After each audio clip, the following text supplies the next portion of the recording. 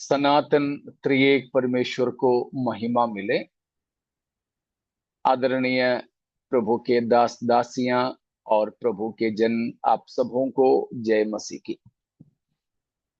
परमेश्वर की पवित्र उपस्थिति में हमें उपवास प्रार्थना के तहत एकत्रित होके परमेश्वर के वचन मनन करने का अवसर परमेश्वर ने प्रदान किया है। अलग अलग जगहों से जुड़े हुए आप सभी प्रियजनों के लिए परमेश्वर का मैं शुक्रिया अदा करता हूं। आप लोग जुड़ने के लिए आपको भी धन्यवाद। प्रभु की आगमन में देरी है तो कल भी आज की तरह सुबह 9:30 बजे से 11:30 तक और शाम को इसी तरह 7 बजे से प्रार्थना होगी। ये पूरा हफ्ता उस प्रकार करने के लिए हम लोग चाह रहे हैं। इस उपवास प्रार्थना के आ, शनिवार से लेके हम लोग जो मनन कर रहे हैं रोमियो 8वीं अध्याय। रोमी 8वां अध्याय से हम एक आत्मिक जन का पहचान क्या है, परिचय क्या है देख रहे हैं। A spiritual man versus A carnal man. एक आत्मिक जन और एक शारीरिक जन, इन दोनों की तुलना करके बताया है। शारीरिक मनुष्य के बारे में पौलुस रोमी 8 अध्याय में कम बातें बताया, लेकिन आत्मिक जन के बारे में पौलुस इस अध्याय में काफी बातों को बताया है। तो उनमें से 6 बातों को हमने शनिवार सुबह शाम और आज सुबह होकर के मनन किए थे। पहला था, हमने देखा एक आत्मिक जन यीशु मसीह में पाए जाते हैं। दूसरा था, आत्मिक जन परमेश्वर की दंड से परे हैं, दंड की आज्ञा उस पर नहीं है। तीसरी बात को हमने देखा कि वो मृत्यु, पाप और मृत्यु की व्यवस्था से स्वतंत्र है। चौथा, एक आत्मिक जन यीशु मसीह में होकर या मसीह के द्वारा जीवन और आत्मा के व्यवस्था के अधीन है।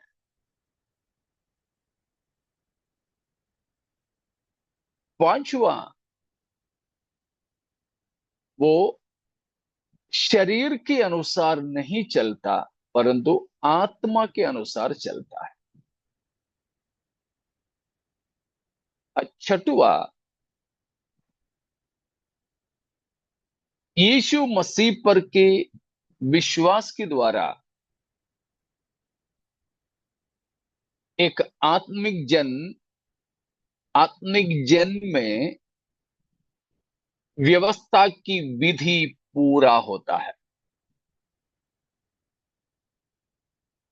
चौथा वचन की आखिरी में हमने आज उस बात को पढ़ा। तो 1 से 4 तक की वचनों से हमने ये 6 बातें आत्मिक जन के स्वभाव के तौर पर, आत्मिक जन के हालात के तौर पर सीखे।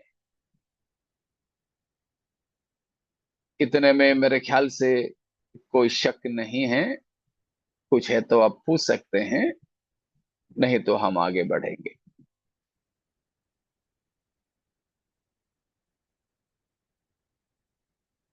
तो हम व्यवस्था के अधीन थे पहले, लेकिन उस व्यवस्था में, जैसे एक मोरिस नाम के एक लेखक ने बोला, the law of Moses had right but not might.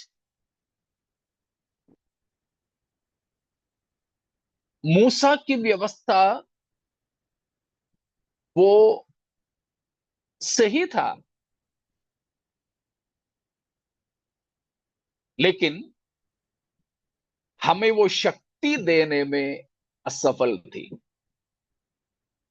पाप ना कराने के लिए हमें वो माइट, शक्ति नहीं दे सकती थी। बाकी बहुत कुछ व्यवस्था कर सकती थी, लेकिन प्रभु यीशु मसीह के द्वारा हमको आजादी मिली है, हमको स्वतंत्र की है। हम अभी, now we are free not to sin, now we are free to live holy life, now we are free not to be disobedient to God. अब हमें प्रभु ने आजादी दी है, आत्मिक जन स्वतंत्र है पाप ना करने के लिए, परमेश्वर की अनाज्ञाकारी ना बनने के लिए। एक आत्मिक जन स्वतंत्र है शैतान से लड़ने के लिए, शैतान के अनाज्ञाकारी बनने के लिए। एक आत्मिक जन स्वतंत्र है कि वो पाप की सेवा ना करें। आत्मिक जन स्वतंत्र है कि वो शरीर की अभिलाषा को पूरा ना करें। तो इन सबके लिए आत्मिक जन को मसीह यीशु के द्वारा परमेश्वर ने आजाद किया है, स्वतंत्र किया है। तो उन बातों को हमने देखा, और आखिरी में हम ये देखे थे कि यीशु मसीह के द्वारा व्यवस्था की मांग, व्यवस्था की विधि, धार्मिकता हम में पूरा हुआ है। व्यवस्था चाहती थी, मांगती थी आज्ञाकारिता, लेकिन कोई व्यवस्था की आज्ञाकारी नहीं हो पाते थे। एक में होता था तो दूसरे में गिर जाते थे। लेकिन प्रभु यीशु मसीह ने हमारे लिए सब व्यवस्था को पूरा किया। इसलिए मसीह ने मत्ती 5 अध्याय में बोला, 17-18 में, कि यीशु व्यवस्था और भविष्यद्वक्ताओं को हटाने के लिए नहीं, परंतु पूरा करने के लिए आया। तो हमारे लिए और हमारे बदले में मसीह ने वो सब कुछ पूरा किया। और अनाज्ञाकारी लोगों से व्यवस्था का दूसरा मांग था मृत्यु, मृत्युदंड, मृत्युदंड। वो भी हम नहीं सहन कर सकते थे, लेकिन वो भी मसीह ने हमारे लिए और हमारे बदले में सही लिया। इसीलिए रोमी 8:4 में बोला कि व्यवस्था की विधि हम में पूरी हो सके। अब हम 7वीं बात को देखते हैं। 5वां पद को पढ़िएगा, रोमियो 8:5। क्योंकि शारीरिक व्यक्ति शरीर की बातों पर मन लगाते हैं, परंतु आध्यात्मिक आत्मा की बातों पर मन लगाते हैं। यहां पर बताया, हिंदी में आत्मिक और शारीरिक करके बताया है। आत्मिक और शारीरिक करके। मलयालम के अनुसार ജഡ സ്വഭാവമുള്ളവരും ആത്മസ്വഭാവമുള്ളവരും.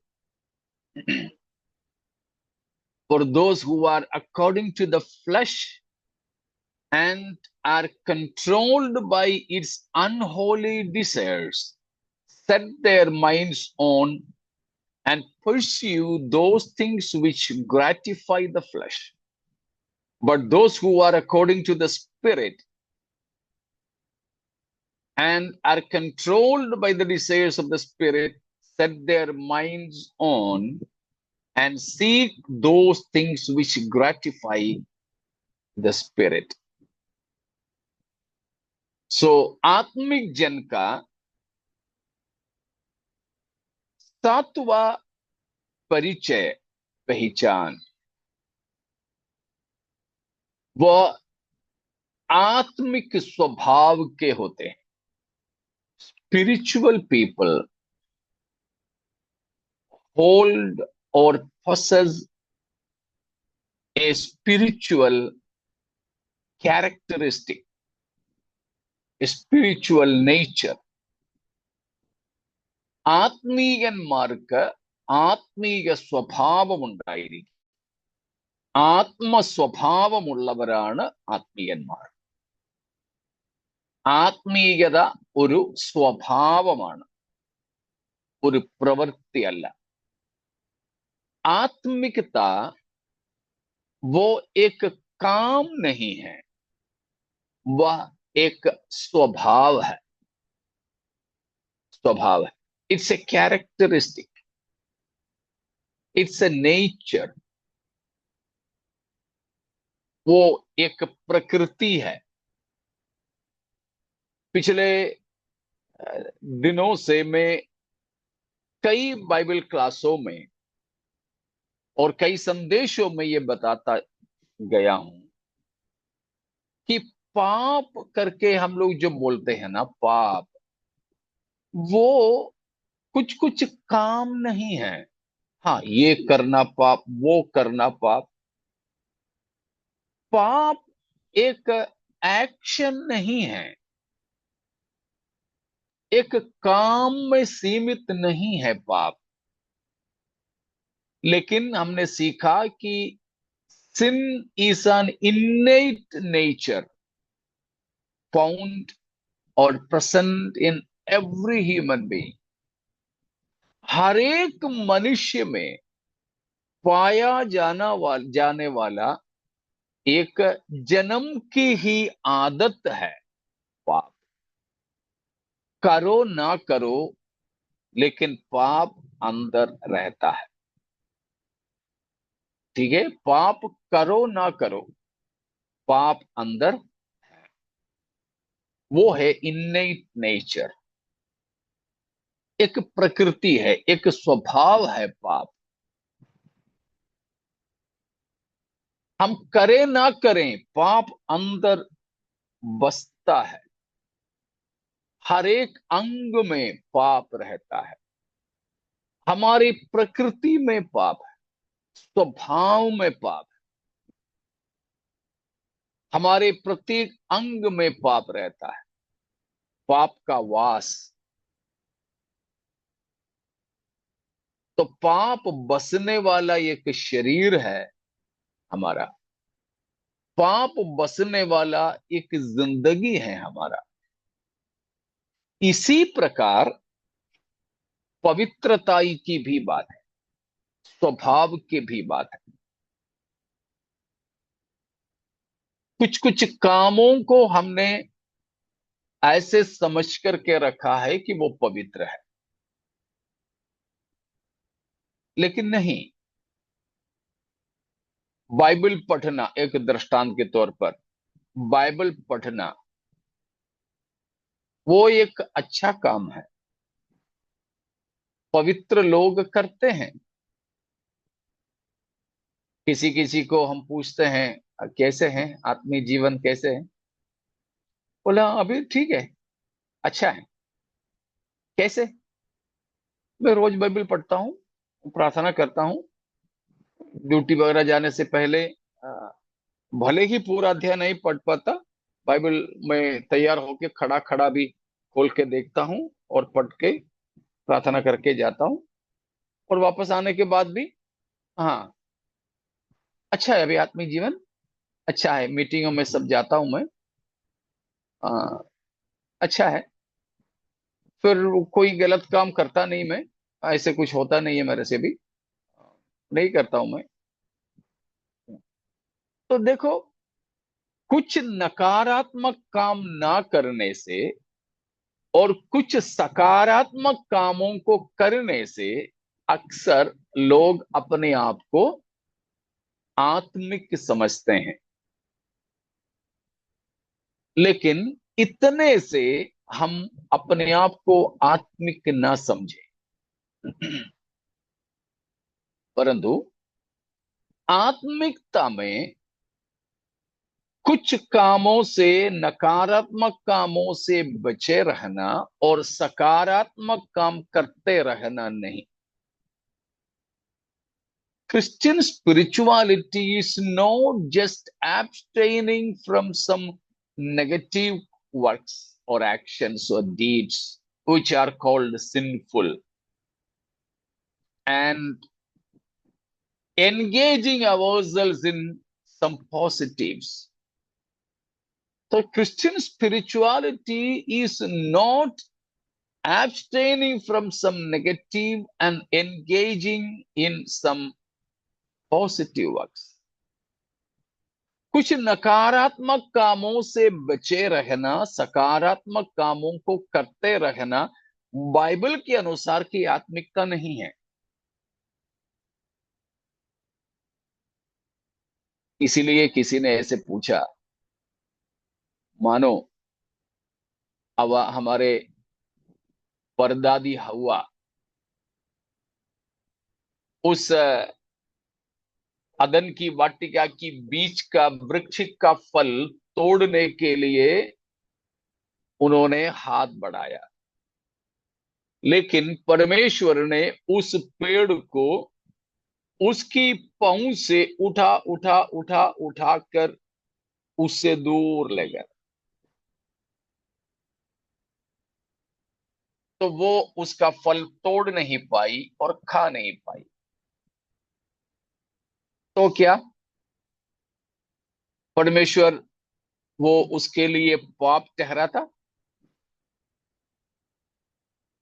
हवा पापी माने जाते या नहीं? जरूर। तो फल खाया,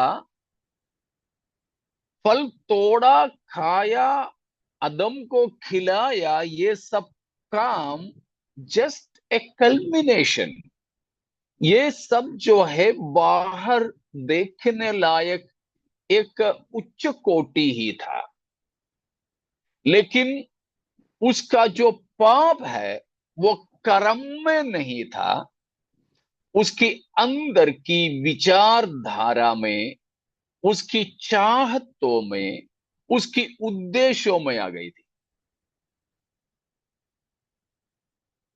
इसीलिए पाप अगर कर्म ना भी करें,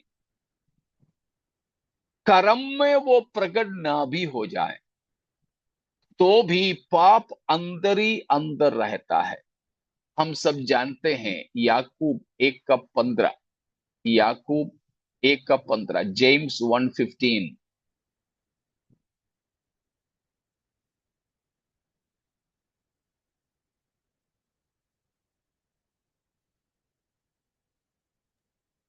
फिर अभिलाषा गर्भवती होकर पाप को जनती है, और पाप जब बढ़ जाता है तो मृत्यु को उत्पन्न करता है। देखा, पाप तो जन्म लेने में समय लगेगी, लेकिन गर्भधारण जन्म से कई दिन पहले हो जाता है। हमारे स्वाभाविक बात है, जीव जंतुओं में ऐसे ही तो होता है कि कोई पैदा होने के बाद ही हम उस बच्चे को देख पाते हैं, लेकिन उसकी जन्म कई समय पहले हो गया। वैसे ही यहां पर पवित्र आत्मा बताता है, अभिलाषा गर्भवती होकर पाप को जन्म देती है। जब वो पैदा हुई पाप बढ़ जाती हैं तो मृत्यु का रूप ले लेती है। तो इसीलिए मैंने कहा पाप एक इन्नेट नेचर है, वैसा ही पवित्रता भी, आत्मिकता भी उसे कुछ काम करके ना समझे, परंतु वो एक स्वभाव है। तो हमारे अंदर उस आत्मिक स्वभाव होने पाए, हम स्वभाव से आत्मिक बन जाएं। If we are truly spiritual, that will affect our characteristics, our character at least. अगर हम आत्मिक है, उसकी आत्मिकता हमारी स्वभाव पर प्रभाव डालता है। तो ये हमें देखना है कि हम स्वभाव से कौन है, कर्म से नहीं, स्वभाव से। What do we become as per our character? Character wise, are we truly spiritual? क्या स्वभाव के मान से हम आत्मिक बने? सच्चे मसीही आत्मिकता में आत्मिक जन स्वभाव से आत्मिक हो जाता है। हमारे स्वभाव में परिवर्तन होता है, स्वभाव में। रोमियो ही 5:3 भी पढ़ लीजिएगा, 5:3, 5:3 रोमन्स। केवल यही नहीं, वरन हम क्लेशों क्लेशों में भी घमंड करें, यह जानकर कि क्लेश से धीरज, और धीरज से खरा निकलना, और खरे निकलने से आशा उत्पन्न होती है, और आशा से लज्जा नहीं होती, बस क्योंकि बस पवित्र। बस बस। हम घमंड करने की बात पौलुस कह रहा है, क्लेशों में घमंड करते हैं। कारण क्या है? क्लेश धीरज को उत्पन्न करती है, और धीरज से हम खरा निकलते हैं। कैरेक्टर, इंग्लिश में कैरेक्टर दिया होगा ना? यस। या तो अफ्लिक्शंस और sufferings produce endurance, and this endurance make us to become spiritual by character. That is the thing. Character formation, character purification, character purification। कि क्लेशों के द्वारा हम क्लेश सहते सहते सहना सीख लेते हैं। ऐसे सहते सहते सहते वो हमारे अंदर खराई को उत्पन्न करता है। डोकीमी करके एक शब्द दिया है, DOKIME, डोकीमी, जिसके लिए यह खरा निकलना अनुवाद किया गया है, कैरेक्टर। वो डोकीमी शब्द is that process by which a metal is purified. डोकीमी जो शब्द है, उसका मतलब है किसी धातु की शुद्धिकरण की कर्म। अब एक सोनार, हम एक सोने का गहना सोनार के हाथ में दें तो वो उसको पिघलाता है, और वो उसको एक प्रकार की एसिड में डालता है। तो सोना पिघला कर या एसिड में डालकर उस सोने को शुद्ध करता है। उसके अंदर के सारे जो सोना नहीं है ऐसा कुछ भी चीज है जो उसको रंग देने में, उसको वजन बढ़ाने में मिलाया गया है, सारे मिलावट ये आग में पिघलाने से और एसिड में डालने से दूर हो जाती है। वो कर्म का नाम है डोकी में, वो है खरा निकलना। तो हम अंदर से खरे हो, अंदर से खरे हो। जैसे मैं अक्सर बोलता हूं ना उस कौवा के बारे में जिसने अपना रंग बदलकर कबूतरों की झुंड में लग गया था। कौवा को तो सब लोग भगाते रहते थे, कबूतरों को लोग बुला बुला के दाना खिलाते थे। ये देख करके कौवा ने सोचा कि मैं भी कबूतर बन जाऊं। कैसे भी कहानी है इसलिए सवाल नहीं करना। तो रंग बदल के वो भी कबूतर बन गए, तो कोई भगाते नहीं, अच्छा लगने लगा। ऐसे सारे कबूतरों की झुंड में चरते चरते में उसकी नजर पड़ी एक मरा चूहे पर। बाकी सब वो भूल गए, बस वो झपट पड़े उस लाश पे। क्यों? बाहर से वो कबूतर दिखने लगे थे, अंदर से कैरेक्टर वाइज, प्रकृति वाइज, स्वभाव की वजह से, आदत की वजह से वो तब भी कौवा ही था।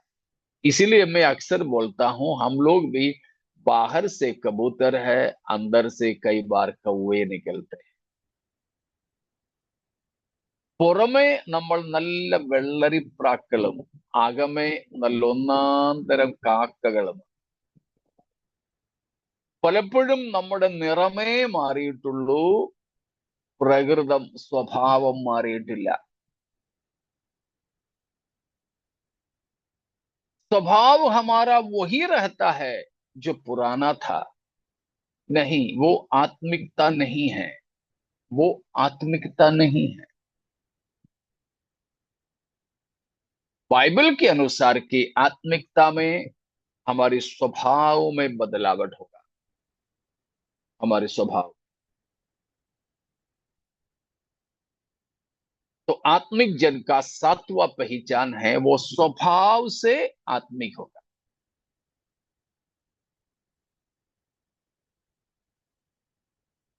तीतुस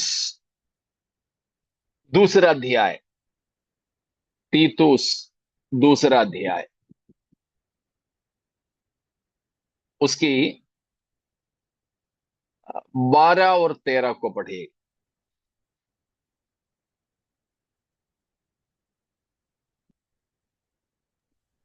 और हमें चेतावनी देता है कि हम अभक्ति और सांसारिक अभिलाषाओं से मन फेरकर इस युग में संयम और धर्म और भक्ति से जीवन बिताए और धन्य आशा की अर्थात अपने महान परमेश्वर और उद्धारकर्ता यीशु मसीह की महिमा के प्रकट होने की बाट जोते रहे।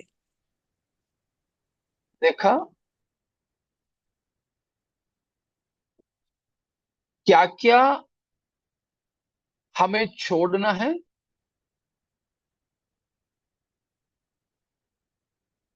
अभक्ति और सांसारिक अभिलाषा से होने वाले सड़ाहट की स्थिति से हम छूट जाएंगे, छूट जाएंगे।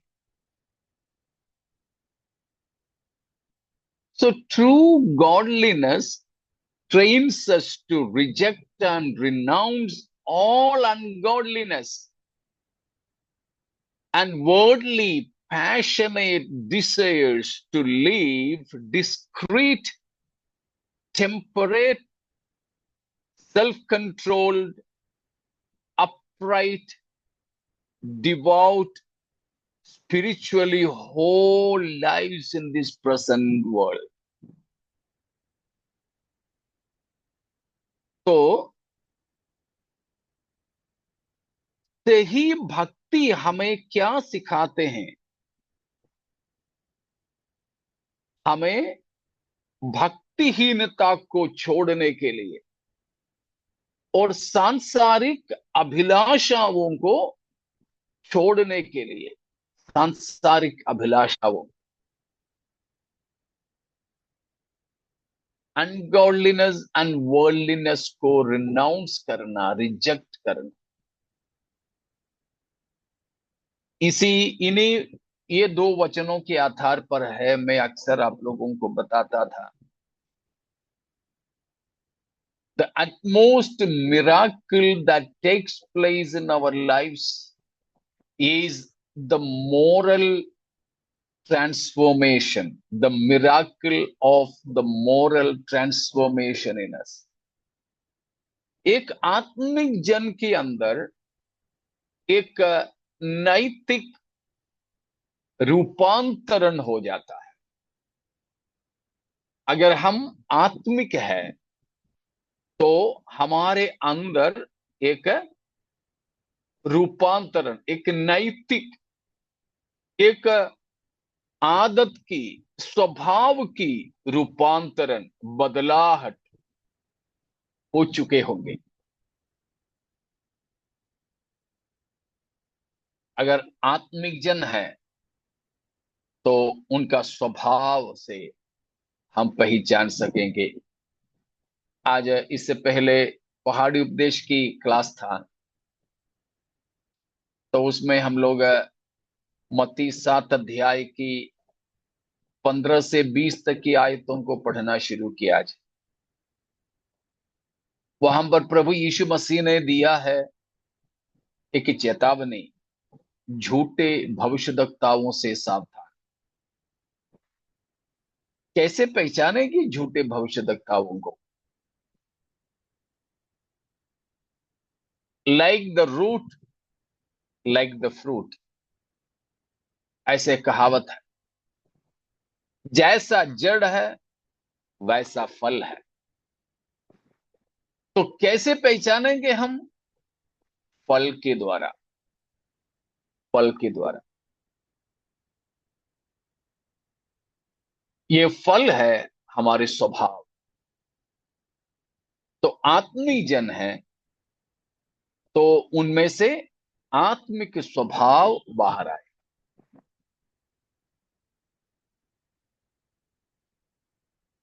मैंने आप लोगों को बताया हुआ एक और दृष्टांत आपको शायद याद होंगे। एक आदमी चाय पी रहा था, कोई आकर के उसको हाथ मिलाया, बिल्कुल शेक किया, तो ये कप हिला, अंदर का चाय कपड़े में गिरा। तो दूसरा एक व्यक्ति आया, पूछा क्या है तेरा कपड़े में? बोला चाय गिरा। कैसे? बोला ये आदमी आकर के मुझे ऐसा हिलाया कि चाय गिर गया। तो उसने मजाक में बोला ठीक है भाई, तुम अगर हाथ हिलाते तो चाय गिरता, तो मेरा भी हाथ जरा हिलाओ, देखता हूं चाय गिरता है कि नहीं। अरे तेरे पास में चाय है ही नहीं, तेरे तेरे पास में चाय का कप भी नहीं, तो कोई भी हिला दे तो कैसे गिरेगा चाय? अच्छा। तो और उसने पूछा तो तेरे पास में तो कप था, उसने हिलाया, चाय गिरा, कॉफी क्यों नहीं गिरा? चाय ही क्यों गिरा, कॉफी क्यों नहीं गिरा? तो बोला जो अंदर है वही तो गिरेगा। उसी तरह हमको अगर हिलाएं, हमको प्रवोक करें, तो हमारे अंदर से क्या निकलेगा? हम वही है। कई बार तो हम लोग बोलते हैं हमारी गलती के लिए दूसरों पर आरोप लगाते हैं। हाँ, उसने मुझे रिस्क दिलाया इसलिए मैंने ऐसे किया। अगर हम सच में बाइबल के अनुसार आत्मिक है, तो कोई भी कैसा भी रिस दिला दें, प्रवोक करें, गुस्सा दिला दें, हमें हिला दें, स्क्वीज करें, कुछ भी हो, हमारे अंदर से क्या ही निकलेगा? आत्मिकता का प्रकृति, आत्मिकता का आदत, आत्मिकता के स्वभाव ही निकलेगा। लेकिन आज के हिसाब से इस तरह हमें कोई हिला दे, तो ये कप में से क्या गिरेगी? शारीरिकता की आत्मिकता?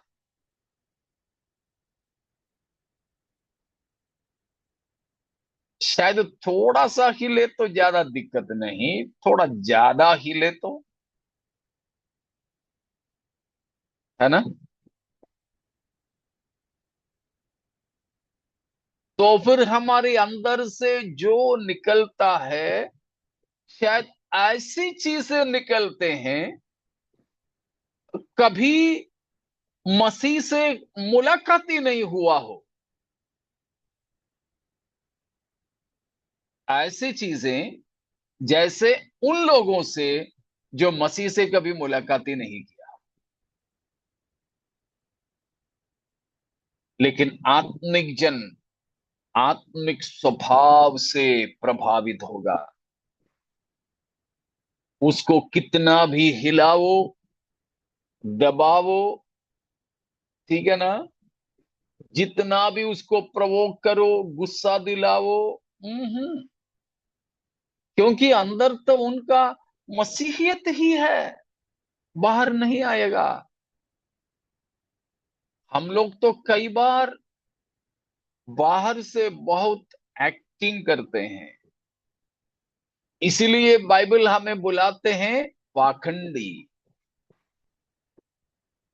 हिपोक्रेट्स, हिपोक्रिज्म, हिपोक्रिटी। वो नाटक खेलने वाले कैरेक्टर्स, जो सिनेमा में, नाटक में, मान लीजिए, मुझे याद है, मैं सबसे पहली बार, 2 ही बार मैंने किया था, उसमें पहली बार स्कूल में मैंने एक नाटक ड्रामा खेला, यूथ फेस्टिवल में। तब तो शायद मैं 13 साल का या 14 साल का कुछ था।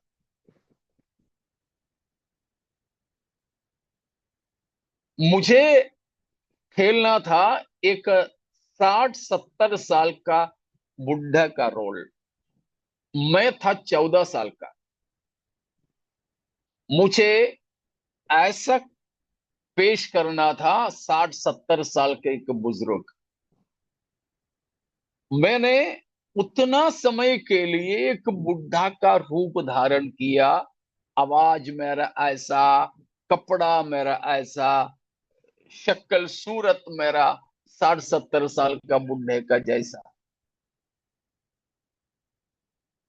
I was not actually a 70-year-old man, but I was presenting a 70-year-old man on the stage. उसका नाम है हिपोक्रेसी, पाखंड या कपट भक्ति के लिए जो शब्द दिया है।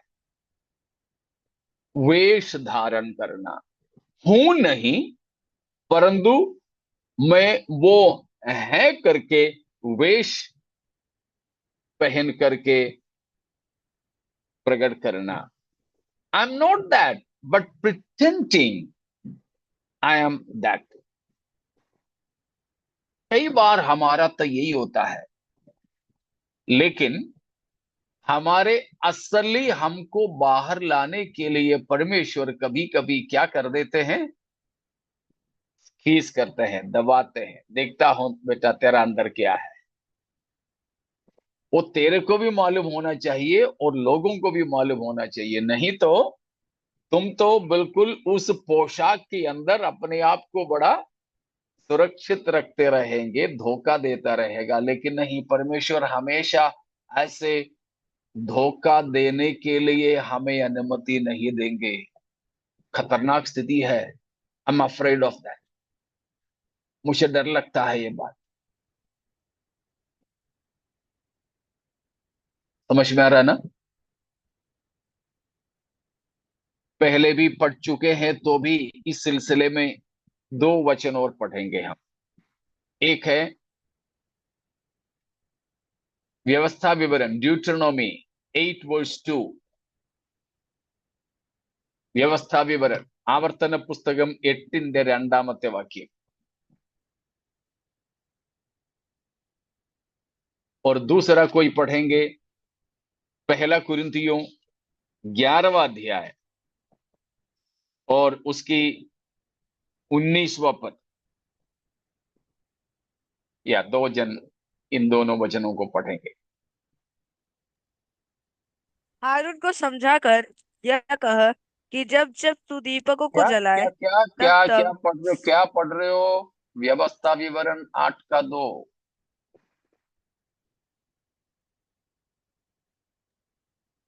और स्मरण रख कि तेरा परमेश्वर यहोवा उन 40 वर्षों में तुझे सारे जंगल के मार्ग में से इसलिए ले आया है कि वह तुझे नम्र बनाए और तेरी परीक्षा करके यह जान ले कि तेरे मन में क्या क्या करेगा या नहीं। देखा, इसराइलियों को परमेश्वर 40 साल मरुस्थल की सफर में ले चला और उनकी परीक्षा ली। किस लिए? एक तो उनको नम्र करना। कब होंगे हम नम्र? जब गलती पकड़ा जाएंगे तभी तो नम्र होते हैं। तब तक तो हम सीना तान के खड़े हो जाएंगे। तो नम्र बनाने के लिए परमेश्वर ने यह भी किया, परीक्षा इसीलिए किया कि जाने कि तेरा मन में क्या है। किसको पता चले? परमेश्वर को? नहीं ना, परमेश्वर को तो मालूम है वैसे भी, परीक्षा लेने की जरूरत ही नहीं। फिर किसको पता चले? खुद को पता। या ourselves and also others। खुद को भी मालूम होना चाहिए, औरों को भी मालूम होना चाहिए। I'm afraid lest God expose us to others to make us humble. Sometimes God allows us to be humiliated to become humble before God, knowing our weaknesses, our sinful nature। हमारे पाप की प्रकृति, हमारे पाप का स्वभाव को जानकर हम परमेश्वर के सामने और मनुष्यों के सामने भी दीन और नम्र बनने के लिए अगर परमेश्वर की वाणी नहीं सुने तो हमें कभी कभी खुल्लम खुल्लम तमाशा भी बना करके दिखाए। ऐसा ना हो, ऐसा ना हो। हमारे स्वभाव हम खुद पहचाने, अच्छी बात है, लेकिन ये सारी बुराइयां रखकर भी हम तो बिल्कुल इसराइलियों की तरह ऐसा परमेश्वर के सामने भी एक्टिंग करते हैं, नाटक करते हैं कि हम बिल्कुल अच्छे हो। इसराइल बाद में भी ऐसे करते थे। यशायाह 58 अध्याय में भी वो बात बताया है। यशायाह 58 में भी परमेश्वर वो बात बताता है। उसमें मैं आऊंगा, लेकिन हम अभी नया नियम में भी जाकर के उस वचन को पढ़ेंगे। पहला कुरिन्थी 11 का 19। क्योंकि दलबंदी भी तुम में अवश्य होगी, इसलिए कि जो लोग तुम में खरे हैं वे प्रकट हो जाए। हाँ, तो इस्राएलियों की परीक्षा लेकर उनकी आदत क्या है करके परमेश्वर ने प्रकट किया। उसी तरह कलीसिया के अंदर भी दलबंदी परमेश्वर अनुमति देता है, कभी कभी, होना नहीं चाहिए, गुटबाजी, ग्रुपिज्म होना नहीं चाहिए, लेकिन परमेश्वर कलीसिया के अंदर भी ऐसी बातें होने के लिए अनुमति देता है। इसलिए ये प्रकट हो जाए कि तुम्हारे बीच में Beautiful. Factions. या फ्रैक्शंस अनुमति देता है। क्यों, किस लिए? What for God allow us So that fractions? the genuine may be recognized. Yes, for the recognition of the genuine people. कलीसिया के अंदर भी, हमारे रिश्तों में भी कभी कभी परमेश्वर दरार आने देता है, इसीलिए कि हम पहचाने एक एक जन कैसा कैसा है।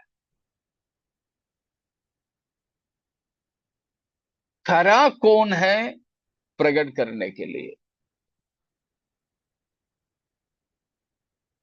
നമ്മിൽ ഓരോരുത്തരുടെയും സ്വഭാവം എന്താണെന്ന് വെളിപ്പെടുത്താൻ വേണ്ടി ദൈവം നമ്മെ ഇസ്രായേൽ മക്കളെ പരീക്ഷിച്ചതുപോലെ പരീക്ഷിക്കപ്പെടുവാൻ അനുവദിക്കും. രണ്ട്, നമ്മിൽ നല്ലവരാരാണെന്ന് അറിയുന്നതിന് വേണ്ടി നമ്മുടെ ഇടയിൽ പരസ്പര ബന്ധങ്ങളിലും വിള്ളലുകൾ ഉണ്ടാകാൻ ദൈവം വിള്ളൽ വരുത്തുകയല്ല, പകരം അനുവാദം നൽകും, പെർമിഷൻ നൽകും. അങ്ങനെയൊക്കെ ഉണ്ടാകുമ്പോൾ മനസ്സിലാക്കിക്കണം, ഓരോരുത്തരെ മനസ്സിലാക്കാൻ വേണ്ടി ദൈവം ഒരുക്കുന്ന വഴികളാണ്. एक एक जन कलीसिया में कौन अच्छा है कौन बुरा, ये कैसा है वैसा है, पहचानने के लिए ऐसा दलबाजी परमेश्वर अनुमति देता है.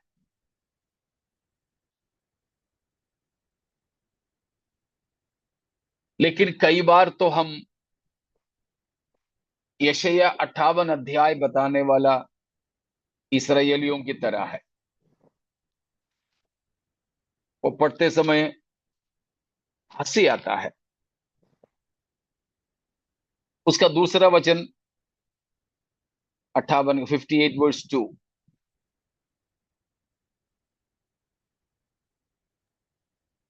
Yet they seek me daily and delight to know my ways, as if they were a nation that did righteousness and did not forsake the judgment of their God. They ask of me righteous judgments. They delight to draw near to God. देखा Israel क्या करते हैं? As a people who are righteous before God, who follow the rightful precepts of God. Hindi में भी पढ़ लीजिए उसको. वे प्रतिदिन मेरे पास आते और मेरी गति जानने की इच्छा ऐसी रखते हैं मानो वे धर्मी। हाँ देखो, गति जानने की इच्छा ऐसे रखते हैं मानो वे धर्मी लोग हैं। है क्या वे धर्मी? नहीं, लेकिन धर्मी लोगों की जैसे वे मेरे पास आकर मेरी इच्छा जानने की कोशिश करते हैं. कई बार हम लोग भी ऐसे ही खुद के बारे में सोचते हैं, तो परमेश्वर हमको एक्सपोज करेंगे, परमेश्वर हमको खुलासा करेंगे. तो प्यारो, वचन के अनुसार की आत्मिकता कुछ कामों में नहीं परंतु स्वभाव में। तो हम किस स्वभाव के होना चाहिए? आत्मिक स्वभाव के होना चाहिए, आत्मिक स्वभाव के। एक 8वीं बात भी उसी, वापस हम चलेंगे रोमी 8 के 5 में, वहां से एक 8वीं बात भी बताकर मैं समाप्त करता हूं। वहां पर हमने देखा रोमियो 8 के 5 में, एक और बार 5वां वचन को पढ़िए। क्योंकि शारीरिक व्यक्ति शरीर की बातों पर मन लगाते हैं, परंतु आध्यात्मिक आत्मा की बातों पर मन लगाते हैं। एक 8वां आदत है या पहचान है, आत्मिक जन आत्मा की बातों पर मन लगाता है, आत्मा की बातों पर। लेकिन शारीरिक, जिसका शारीरिक स्वभाव है, वो शरीर की बातों पर मन लगाता है। वही मैंने पहले इंग्लिश बाइबल में से पढ़ा था। Those spiritual men who walk according to the Spirit are controlled by the desires of the Spirit, and they set their minds on and seek those things which gratify the Holy Spirit. आत्मा की बातों पर मन लगाना, आत्मिक बातों पर मन लगाना। तो हमने हमारे मन किस बात पर लगाया, किस तरह की चीजों पर? अगर हम आत्मिक है तो शारीरिक बातों पर मन नहीं लगाएंगे, आत्मिक बात यानी आत्मा की बातों पर ही मन लगाएंगे। लेकिन हमारा मन अभी के हिसाब से, सोने के समय का तो छोड़ दो, वैसे तो नींद के समय भी लगना चाहिए, लेकिन फिलहाल हम नींद को हटा देते हैं। मुंबई वाले होने की वजह से 8 घंटे सोने की संभावना नहीं, फिर भी वैज्ञानिक तौर पर 8 घंटा हम निकाल देते हैं। बाकी करीब 16 घंटे तो हम जागते ही रहते होंगे एक दिन।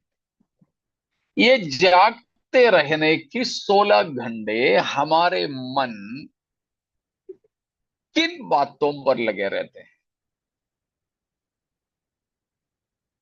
शारीरिक या आत्मिक? शरीर का या आत्मा का? संसार का या पवित्र आत्मा का?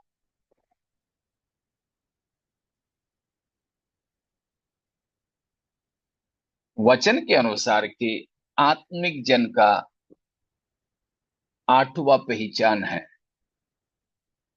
a spiritual person will set his mind on the matters of spirit.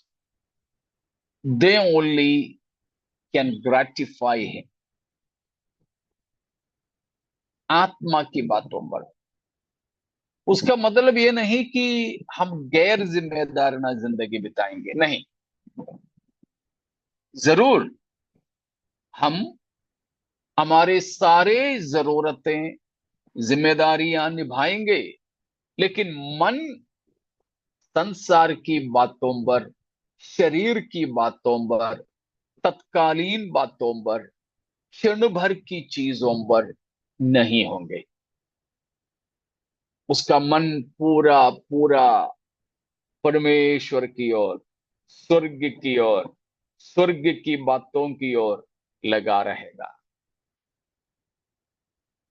ऐसा एक अनुभव, ऐसे आत्मिक जन बनने के लिए हम अपने आप को तैयार करें। बाकी भी है, उन बातों पर प्रभु चाहें तो हम कल पहुंचेंगे। इन बातों पर हम भी मन लगाते रहें। आज रात्रि भी हम इन्हीं चीजों पर मन लगाते रहे, विचार करते रहे, ध्यान करते रहे, ताकि हम अंदर से, स्वभाव से आत्मिक बनते चले जाएं। उसके लिए परमेश्वर इन वचनों के द्वारा हम सबों को आशीषित करें। प्रभु की शांति तसल्ली हम सबके साथ में रहे।